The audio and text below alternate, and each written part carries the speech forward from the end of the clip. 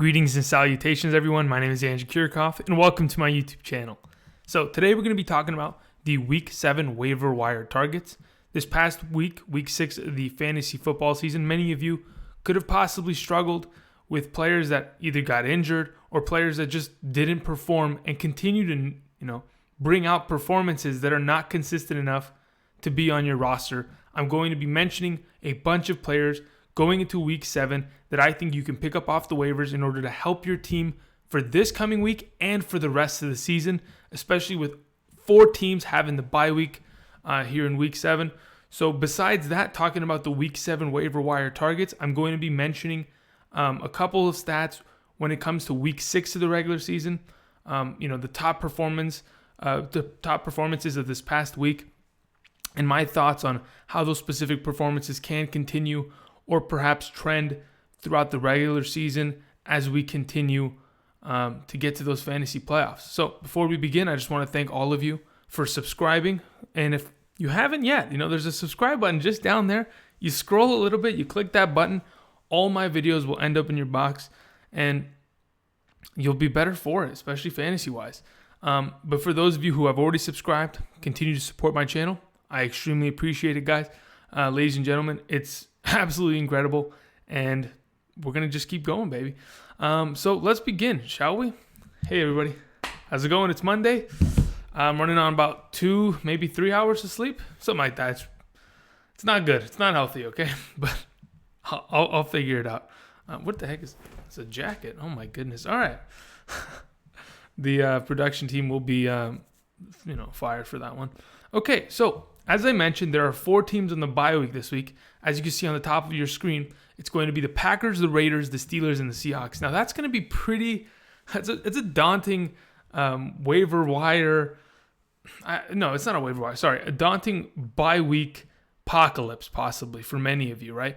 The Packers and the Steelers are 2 teams that are very consistently producing great fantasy players, right? Imagine not having Ben, AB, Juju, James Conner, right?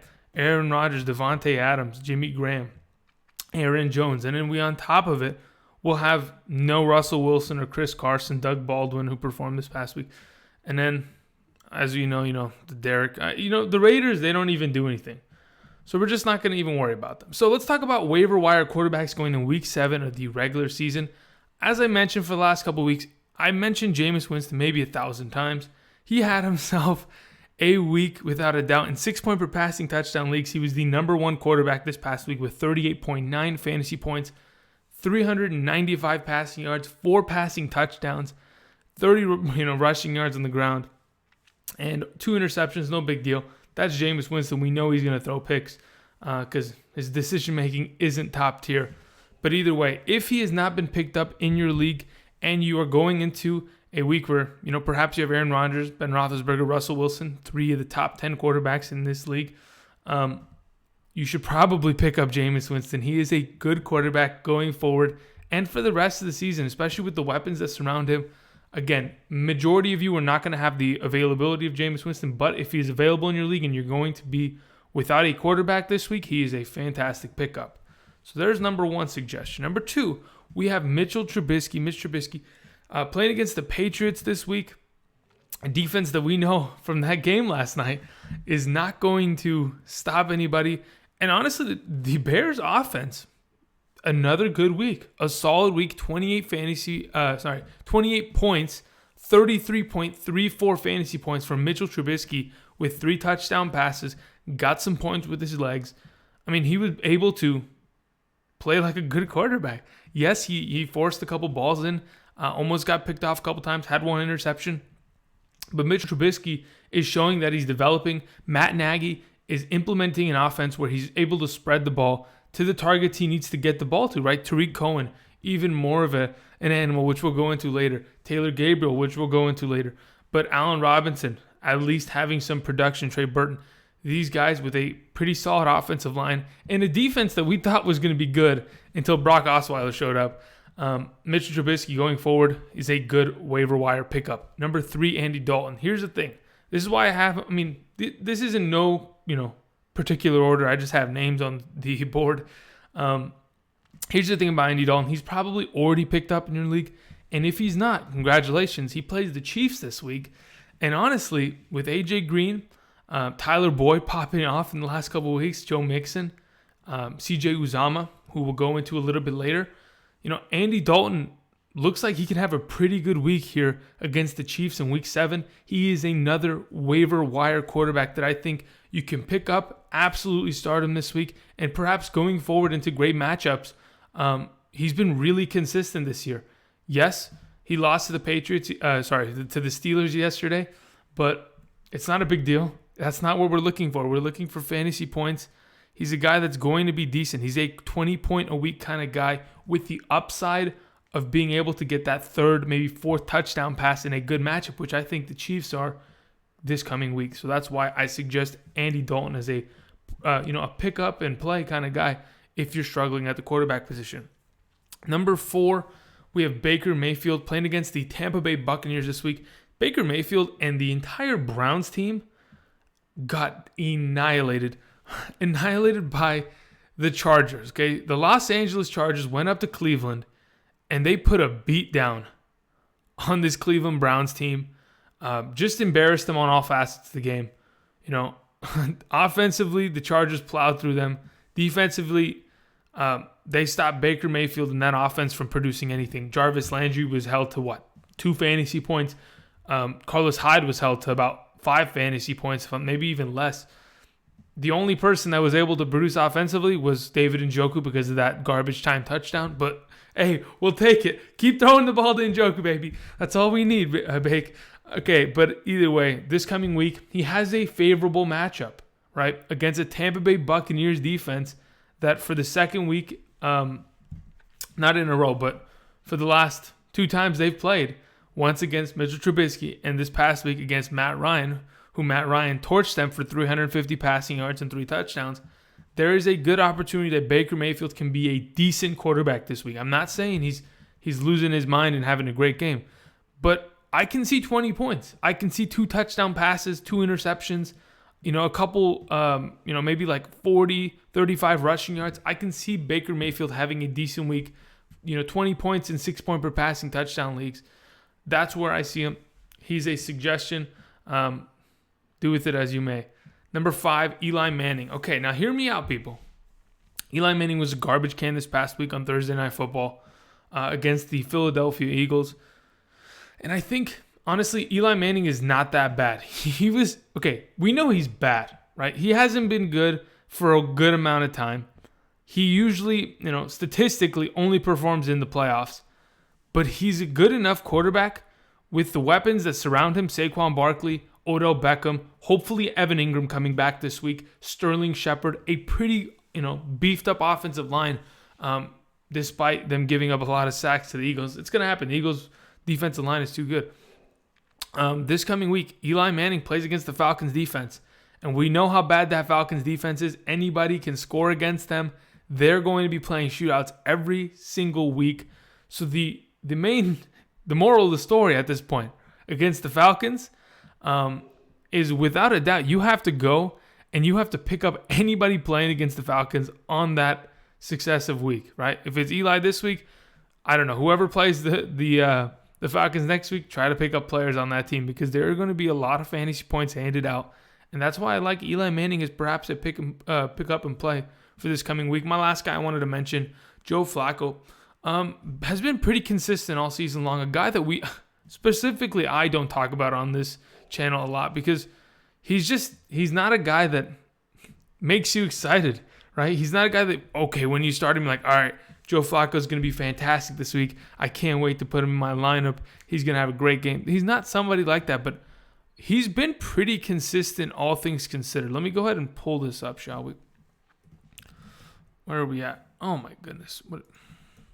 That didn't work properly. All right.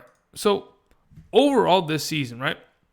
This past week against Tennessee, the game script was literally, hey, we're up 21-0. Second half, let's run the clock out, right? So there was nothing for him to have in that game. But there's been some pretty good performances thus far this season. Yeah, there are some questionable decisions that he's made. There's some games where you're like, okay, I'm sure he wants that kind of performance back so he can redeem himself.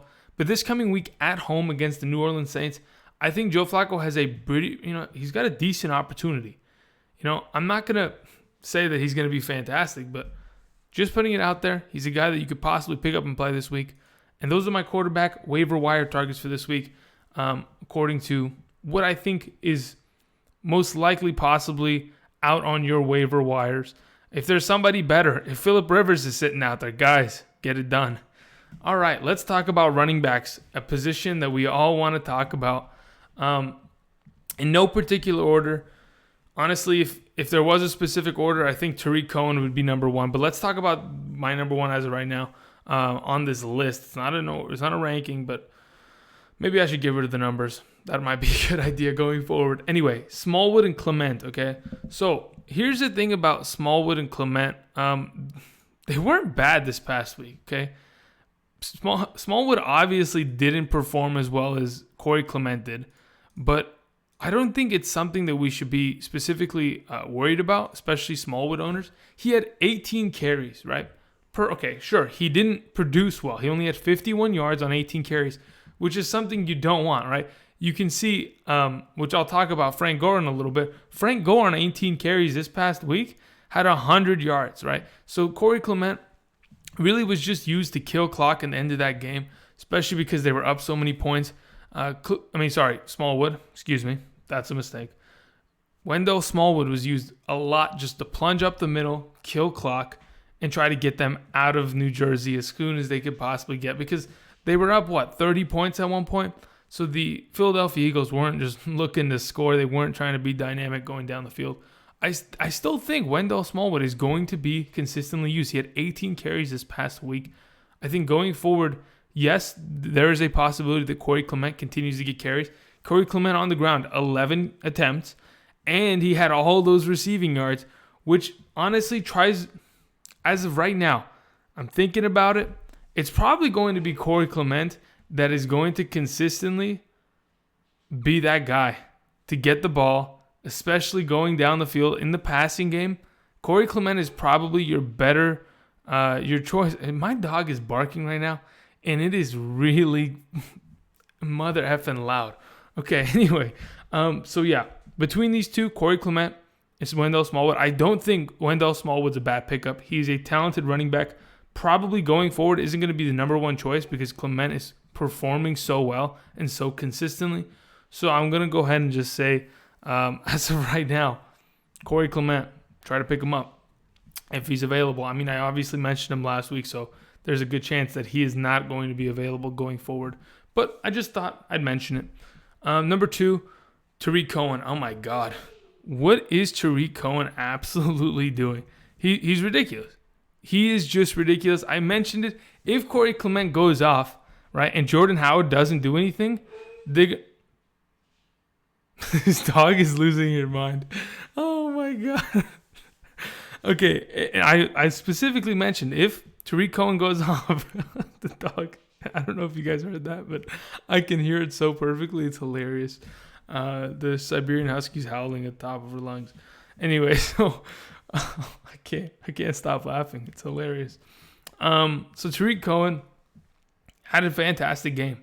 A lot of usage in the passing game. He had a rushing touchdown.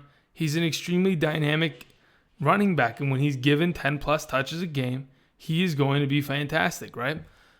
For this, second week in a row, not in a row, but for the second week that he's played, he's just been so good. He plays against the Patriots this week. I would pick him up and put him in my lineup. Why? Because as we can see from the usage, he is going to be used within this offense, and he's such a good running back. He doesn't need, 18 carries like Wendell Smallwood does. He doesn't need the 30 carries that running backs like Todd Gurley and things. This guy is going to make plays. He's like an Alvin Kamara. He's going to make plays with what he's given, and he's always going to be pretty decent, especially in PPR leagues. That's why I like Tarik Cohen going into this week. Marlon Mack, number 3, a guy who finally, it's the return of the Mac, baby.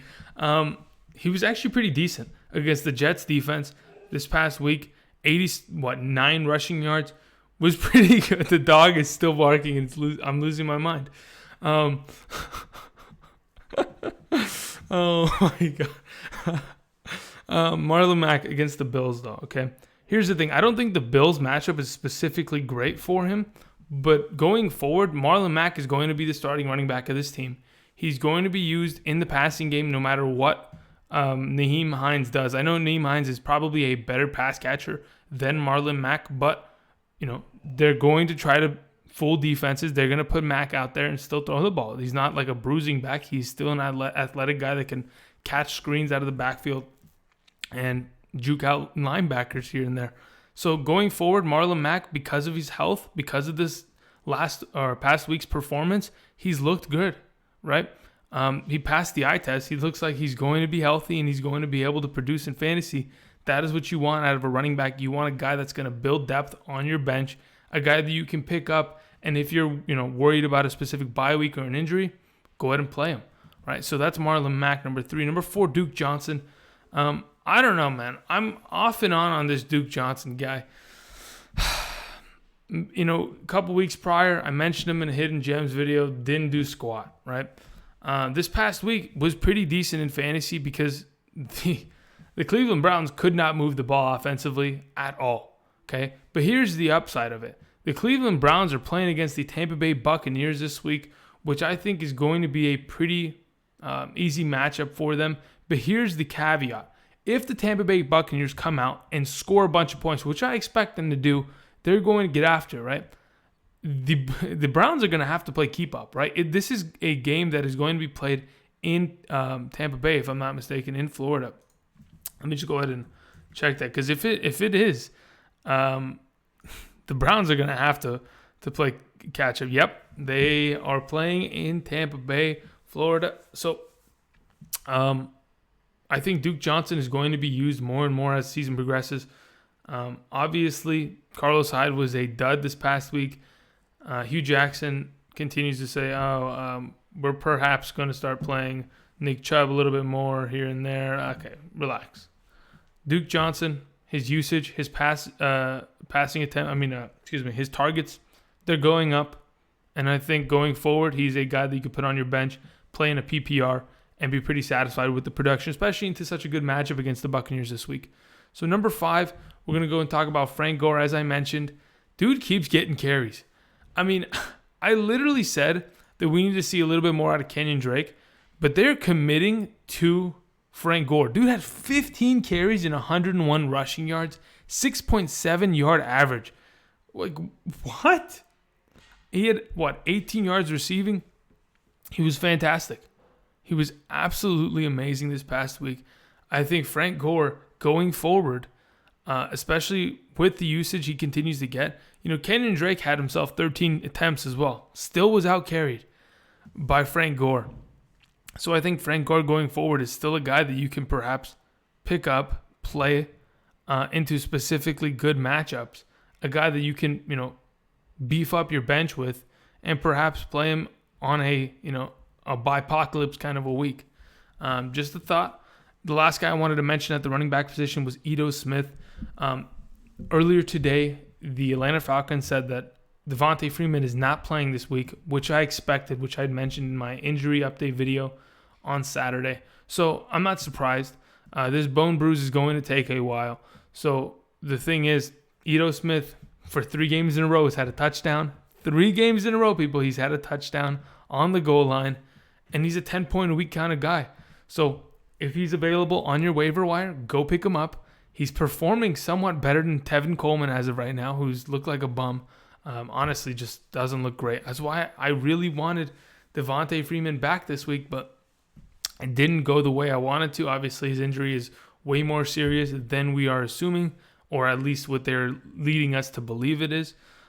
So Ito Smith, a guy playing against the Giants on Monday Night Football, could have a very good opportunity to score some fantasy points. I like his usage as of right now, and especially his goal line attempts.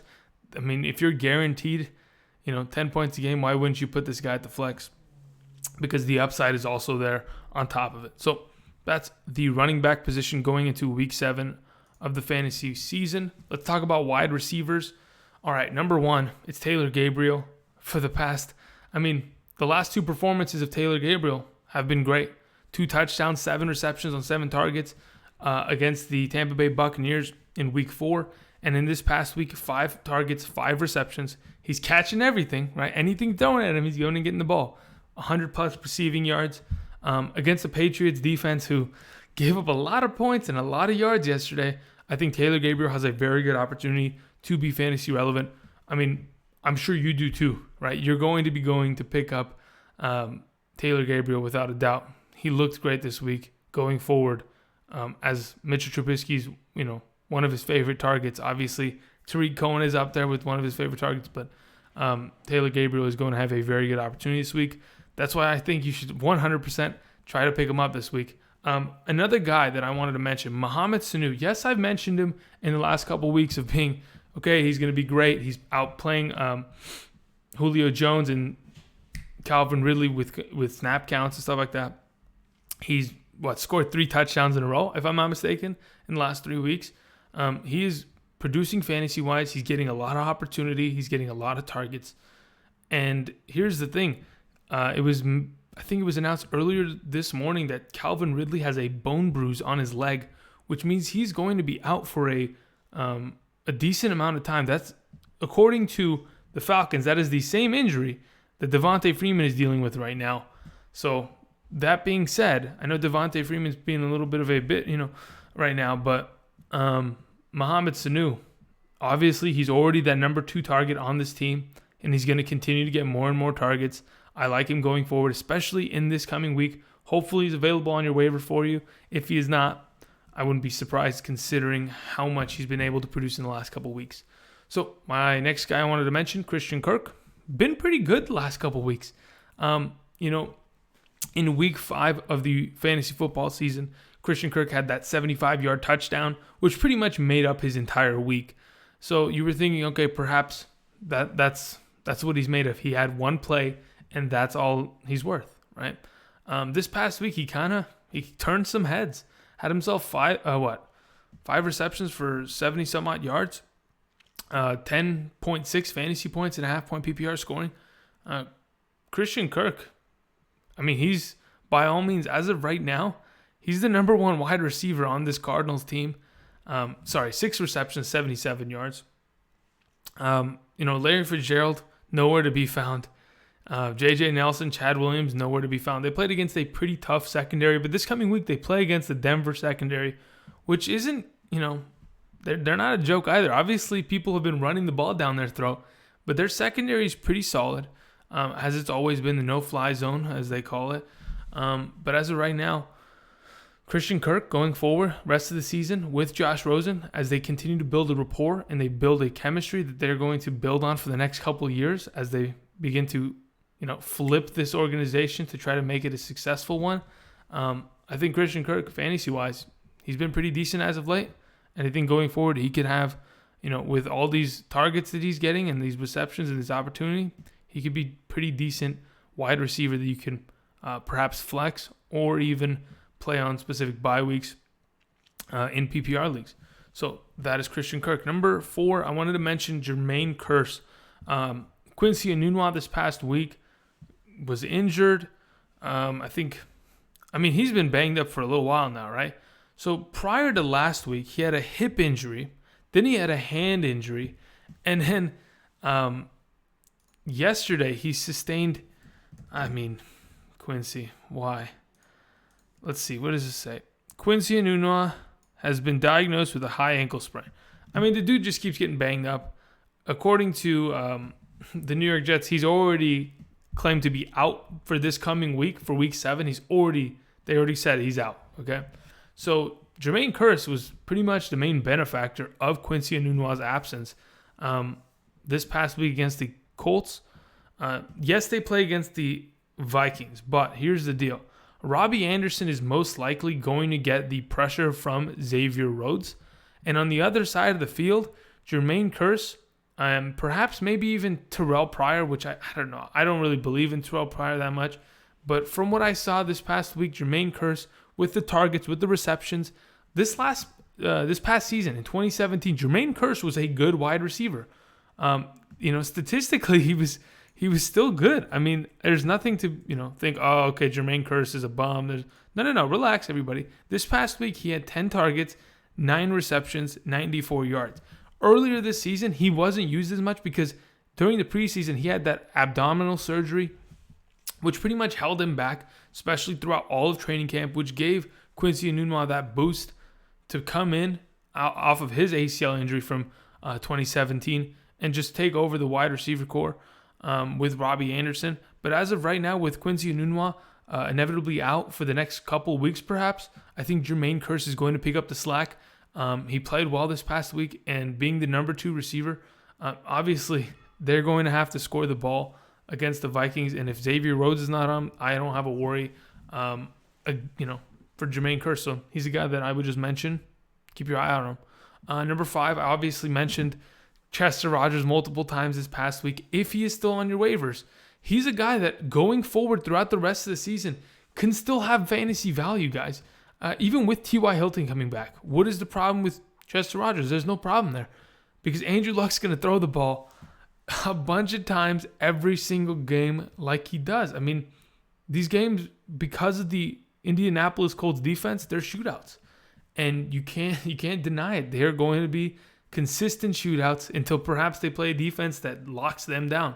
But until then, Andrew Luck's going to continue to try to score every single drive and throw the ball as much as he possibly can in order to get his team a W. Chester Rogers is, as of right now, even with the return of potentially T.Y. Hilton this week, I still like Chester Rogers as a waiver wire pickup. My last guy I wanted to mention at the wide receiver position, we have here Chris Godwin that I mentioned in my Hidden Gems video. Many of you probably already owned him, but if there was a chance, or someone in your league probably owned him, but if there was a chance that he was on your waivers and you picked him up, congratulations. For those of you who still see Chris Godwin on the waivers, here's the deal about Chris Godwin. Dude has scored 4 touchdowns in 5 games. All right, guys, he is fantasy. I mean, he's been fantasy amazing, first of all. This past week, 9 targets, 6 receptions, 56 yards and a touchdown, 13.6 fantasy points in half-point PPR scoring leagues.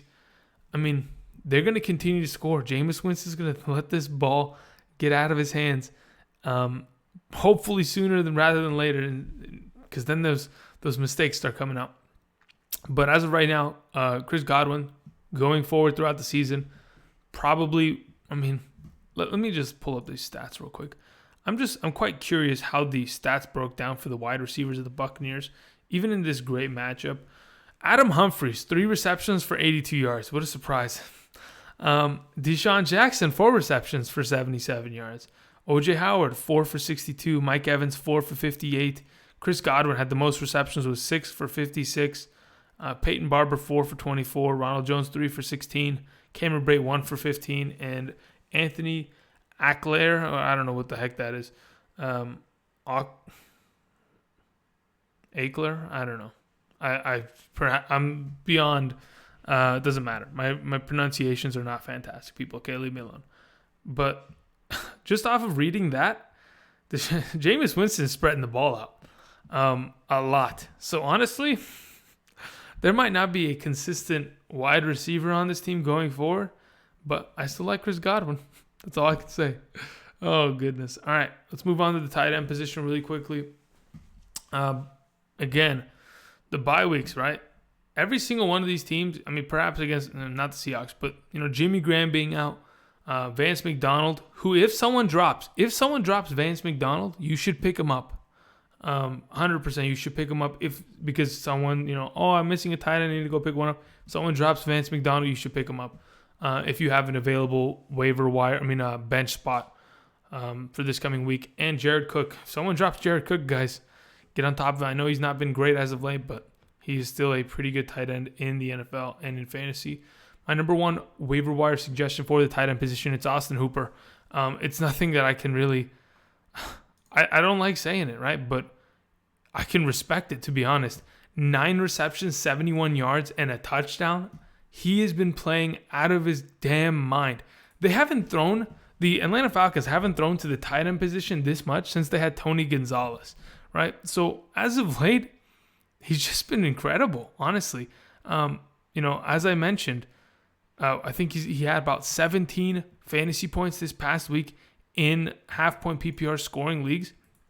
I mean, again, that in itself was quite the surprise. And in the week prior against the Steelers, he also was pretty good. He was the leading receiver with 9 receptions, again, 77 receiving yards.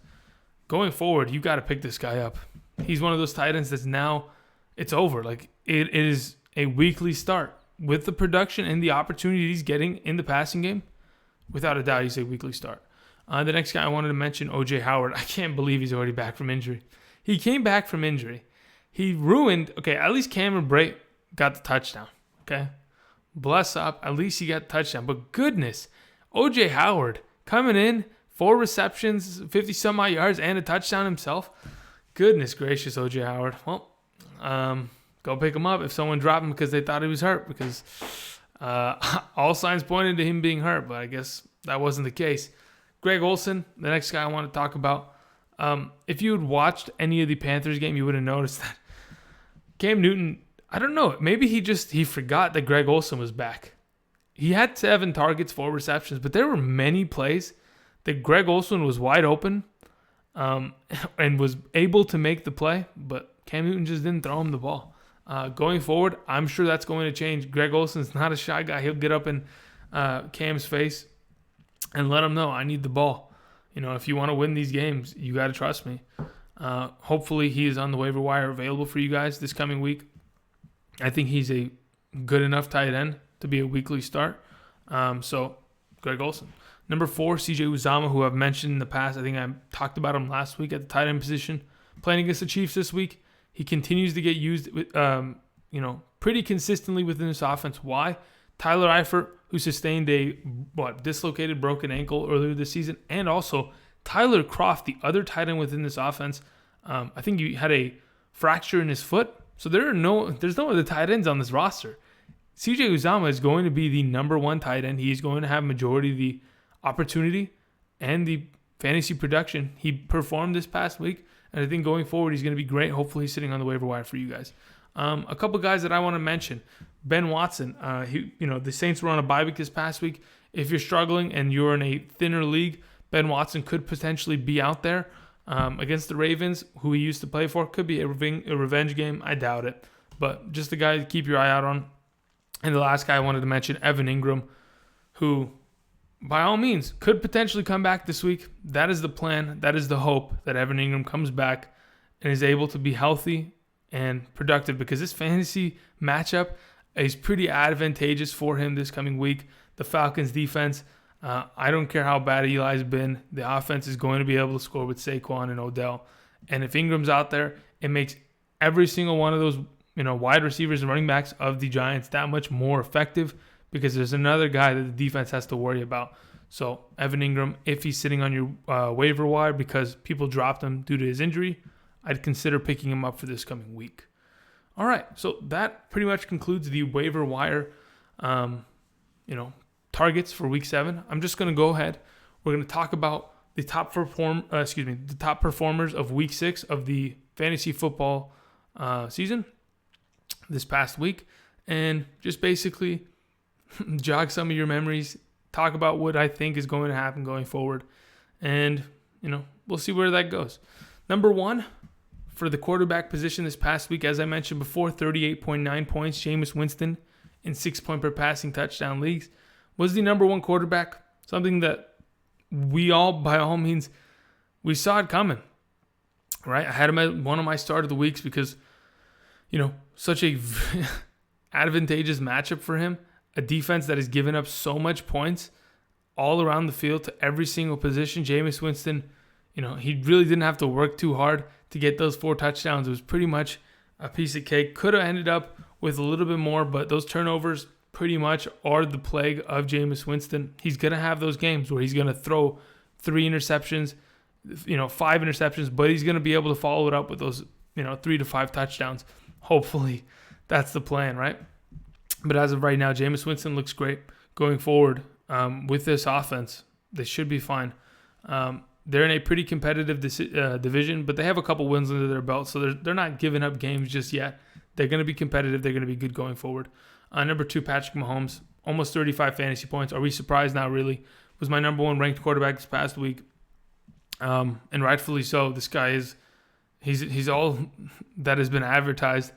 Everyone's been talking about him, and he continues to perform. Yes, they weren't able to pick up the win, which is unfortunate yesterday. But they gave New England their best shots. If the game was played in Kansas City, I'm telling you, it would have been a different story. I promise you it would have been a different story.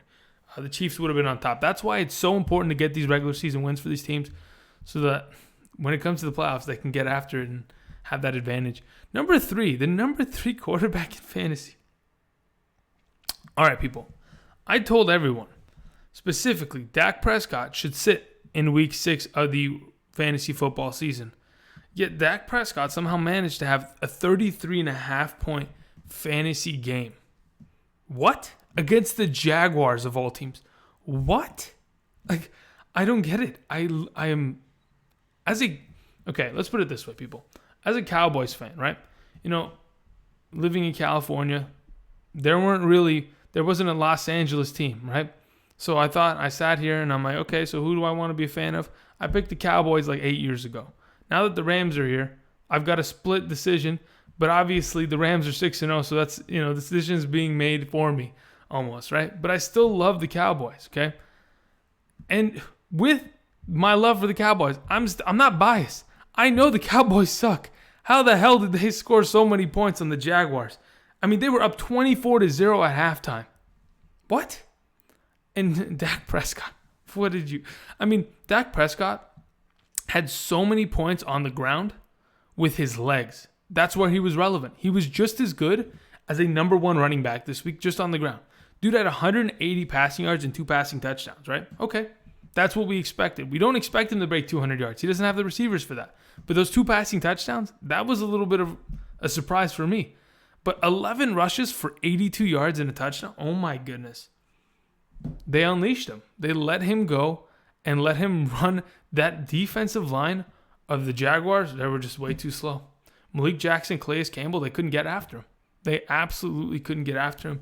And he torched them. Wow. I don't see Dak Prescott doing this against the Redskins this coming week, guys. 100%, I don't see this happening.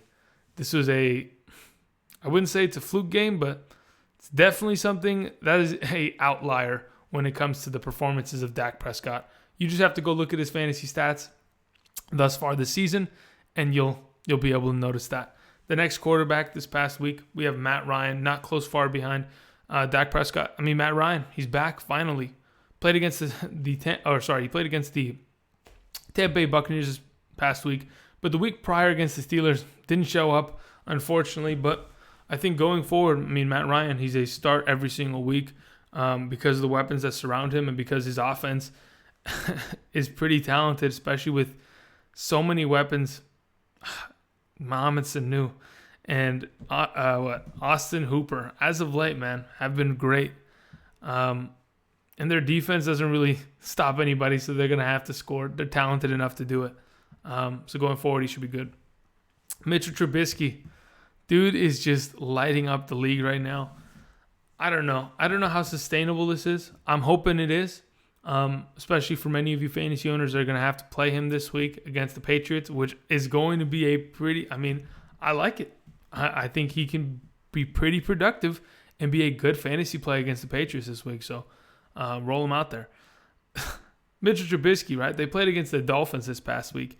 And about, 30 minutes before the game, the big news came out that Ryan Tannehill would not be playing. Yes, he was questionable all week with his shoulder injury.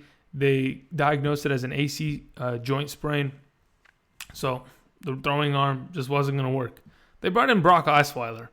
And Brock Osweiler put up 32 fantasy points and won the game against the Chicago Bears defense. You're telling me Brock Osweiler, one of the worst quarterbacks that I've ever seen in my entire life, right? A guy that the Houston Texans literally gave millions on millions of dollars to come and throw interceptions for, was able to beat a defense that was number 1 in the NFL going into this week. Any given Sunday, guys. Any given Sunday. But going forward, don't touch Osweiler. Please don't make that mistake. Do not do it, people. Do not do it. Number 7, Andrew Luck. I mean, as I mentioned before, he's going to continue to be fantasy relevant. Why? He throws the ball a ton, and he's got pretty decent weapons. Obviously, with the return of Marlon Mack, the offense opens up a little bit more, and hopefully when T.Y. Hilton comes back, they're going to be that much more efficient. Number 8, Carson Wentz had a really good Thursday night game. A lot of it was contingent on the Eagles throwing the ball down in the red zone and on the goal line. You know, those quick Alshon Jeffrey throw up the fade, let him go and get it plays. That pretty much set up, because if they wanted to, they could have ran the ball all the way down the field with Corey Clement and Wendell Smallwood and had an extra 2 rushing touchdowns, and Carson Wentz would have ended up with about, 17 fantasy points on the night. So it's a pretty big swing here and there, but otherwise, great performance. Looks like the Carson Wentz of old, the MVP Carson Wentz, is almost there. So hopefully he can get there by the end of the next couple weeks. Cam Newton, 27.3 points, continues to be consistent. Got great weapons around him. You know, he's got a lot of mouths to feed, especially with Greg Olsen coming back. Obviously, he's got to pick it up a little bit sooner. But 27.3 fantasy points, even in a game where I think they were scoreless for the first 1.5, almost 2 quarters. So Cam Newton looked great. Fantasy-wise, he's always going to be great, especially with his legs. So going forward, start him up every week, people. Russell Wilson, it worked, people. It worked. I even mentioned it. Every week that I talk shit about Russell Wilson, he plays well. I did it this past week. You can go back and watch the quarterback ranking video. As soon as I get to Russell Wilson, I'm just bad-mouthing him. And guess what? He performed. Congratulations. You're welcome, fantasy owners. 26.8 points, and he was good. All right. The running back position. Now, I want you guys to look at this real quick. This past week, in my rankings video, right, I almost got like the top 5 correct, if I'm not mistaken. I think David Johnson's the only one that eluded me when it comes to the rankings. But this past week, right, when I ranked my running backs, it's not difficult, but I had Todd Gurley at number 1. Okay, was that a surprise? Not really. They played against the Denver Broncos. I had Melvin Gordon at number 2. Okay, unfortunately, I had Kareem Hunt at 3, which he came short because Saquon Barkley tried to have the game of his career. Obviously, he'll continue to get better, but still. I had McCaffrey at 4, which I don't know where McCaffrey went this week. James Conner at 5, which he ended up. I had Saquon at 6, which outplayed himself. And then Ezekiel Elliott at 7, which ended up at the bottom. But close, no cigar. I'm waiting. One of these weeks, I'm going to get the top 10 right perfectly. No, I'm not. That's literally impossible, especially with guys like Peyton Barber. Okay, so Todd Gurley, again. Here's the thing, really quickly. For Todd Gurley owners, for Jared Goff owners, he is taking everything away from Jared Goff. Obviously, the Denver Broncos defense couldn't stop him. So they're going to continue to feed the monster. But by all means, it is not helping Jared Goff at all. It is hurting him so much, especially with the injury to Cooper Kupp, with the MCL that was announced earlier today going forward. Jared Goff's going to have some trouble. We'll go into that in the quarterback rankings video later this week, but maybe look at that waiver wire for this coming week. Number 2, Melvin Gordon. Unstoppable. The 2 Los Angeles running backs, baby. Woo! Let's go. Fantastic. Los Angeles teams have 10 wins so far within the first 6 weeks. Fantastic. Number 3, Saquon. Monster. Continued. Really quickly, before we continue on Saquon. If you go, really quickly. Many of you in the comments were like, dude, you shit on Saquon. You thought he was going to be trash this week. Guys, I ranked him at 6 last week. All right. Yes, I may have sat down. I sat there for about 6 minutes, and I painted a picture. I painted the picture where I said the Eagles' defensive line is good. Why? Because statistically, there is actual proof, stats. Okay, they were giving up the 3rd fewest fantasy points to the running back position prior to this past week. Okay, that is a fact. All right. I thought to myself, okay, Saquon Barkley, he might have trouble running the ball, but he's going to be great passing. In the passing game, I literally said that. And as the dude, trots across the field, hurdling 6 different people on that screen pass, congratulations. Listen, dude is a fantastic athlete and one of the best running backs in the NFL. Okay, I had him at number 6 for a reason. I don't know why you guys are freaking out saying, Andrew, you dropped the ball on Saquon this week. I'm like, what? What do you mean I dropped the ball on Saquon? I ranked him at 6. He ended up at 3. What is the big deal, people? I don't know.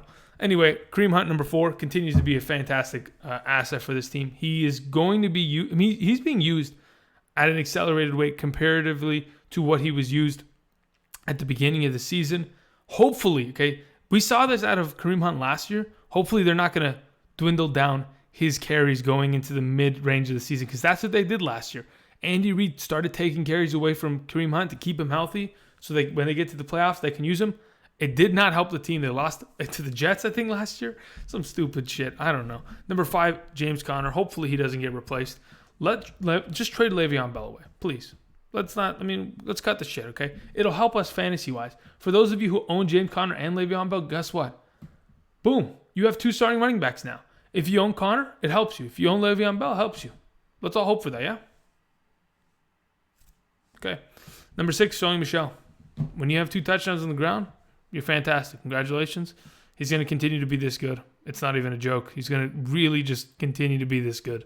Number 7, Latavius Murray. Those points right there, the 22.3 points should be all of Dalvin Cook's. How dare you, Dalvin Cook? You got to play one of these weeks, man. You got to play if you want to score.